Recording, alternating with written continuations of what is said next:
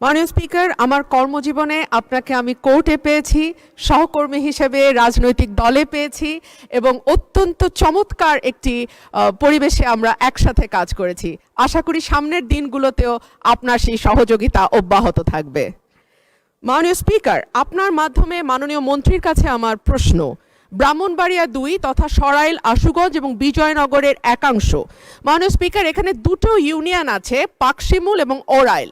এই দুটো ইউনিয়নের ভেতরে যেই গ্রামগুলো, সেখানে যাবার জন্য কোনো রাস্তা নেই। মাননীয় স্পিকার, আমাদেরকে নৌকা করে যেতে হয় এবং তারপরে মোটরসাইকেল ছাড়া সেখানে চলাচলের আর কোনো উপায় নাই। আপনার মাধ্যমে মাননীয় মন্ত্রীর কাছে আমার প্রশ্ন, ব্রাহ্মণবাড়িয়া ২-এর এই রাস্তা উন্নয়নে এবং যোগাযোগ ব্যবস্থা কিছুটা উন্নয়নে আমাদের নেক্সট পদক্ষেপ কি হবে? ধন্যবাদ মাননীয় স্পিকার। ধন্যবাদ মাননীয় সদস্য।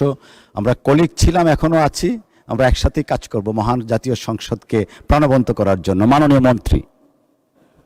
মাননীয় স্পিকার, আপনাকে ধন্যবাদ।